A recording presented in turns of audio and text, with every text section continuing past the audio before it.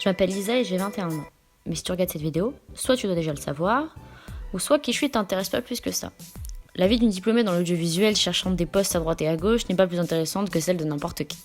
Alors pourquoi raconter ma vie, me dirais-tu ? L'idée émane de deux de mes passe-temps favoris. Écrire et garder une trace indélébile de ce qui se passe dans ma vie, ce qui me permet de retrouver, 4 ans après, plein de poussière sur une étagère, mon journal intime de mes 17 ans, où je pleurais parce qu'après ma 3e rupture avec tel garçon, j'étais encore amoureuse de lui, ou lire mon énervement suite à une interdiction d'aller à telle ou telle soirée où tout le monde voulait aller, alors qu'elle n'était pas si différente d'une autre. À cela, je voulais lier mon amour inébranlable pour l'art, de sa forme la plus simple à la plus complexe. J'ai voulu tout tester, tout apprendre, tout maîtriser. Le dessin, le chant, la mode, la danse, le cinéma, le théâtre et encore bien d'autres ont accompagné ma vie. Mais la vidéo, de A à Z, faite par et pour moi, en maîtrisant chaque sujet, est quelque chose de tout à fait nouveau. Alors il y a quelques semaines, j'ai pris la décision de me lancer dans cette folle aventure d'un vlog par semaine.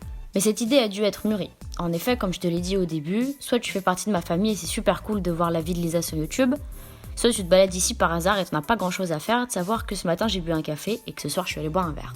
Alors j'ai réfléchi à ce qui pouvait être le plus intéressant dans ma vie et dans mon quotidien pour toucher un maximum de personnes. Deux choses à nouveau m'ont sauté aux yeux. Le fait que je distille et définisse chaque événement, chaque sensation, chaque moment de ma vie au compte-gouttes pour mieux le comprendre et l'analyser, ce qui a permis d'obtenir sur les dernières années un bagage assez important d'explications de phénomènes de vie pouvant être détaillés en public, et bien sûr mon milieu socio-professionnel qui nous paraît à nous employés du cinéma si bateau, mais qui paraît être un métier si incroyable pour les gens extérieurs à l'art. Alors quand tu mixes les deux, tu pars sur des vidéos thématiques qui reprennent tous les sentiments et les étapes de vie de milliers de jeunes de 21 ans diplômés qui nagent entre travail et études, à côté de leur vie sociale, personnelle et familiale chargée. En fait, le but en est devenu de montrer le plus profond de nos pensées et de nos problèmes, mais surtout de montrer la vie d'un jeune de 2022, sans filtre, sans censure, sans mettre de la poudre aux yeux. Alors si le concept te plaît, bienvenue dans ce premier épisode sur 52 de cette folle année que sera 2022. J'aimerais beaucoup pouvoir te teaser les prochains épisodes, mais nous ne savons pas de quoi sera fait nos prochaines semaines. En tout cas, avec Sushi, on te souhaite une bonne semaine et on espère que tu accrocheras avec nous. Cette semaine, en plus de la contextualisation de ces vidéos, marque la première de 2022. La première de mes 21 ans surtout.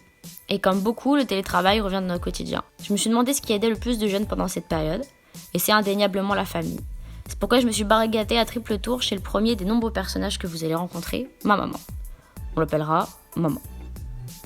Mais est-ce que le fait d'être en famille peut contrebalancer le fait de ne plus aller au travail et de voir ses collègues ? Tu sais, ces petits moments si précieux le midi à la machine à café, des débats entre deux mails, et de ces moments pendant les pauses où on lance des discussions toutes plus intéressantes les unes que les autres. Je dois bien te l'avouer, je pensais pas que ces vidéos allaient commencer comme ça. À vrai dire, c'est là que ça illustre nos générations.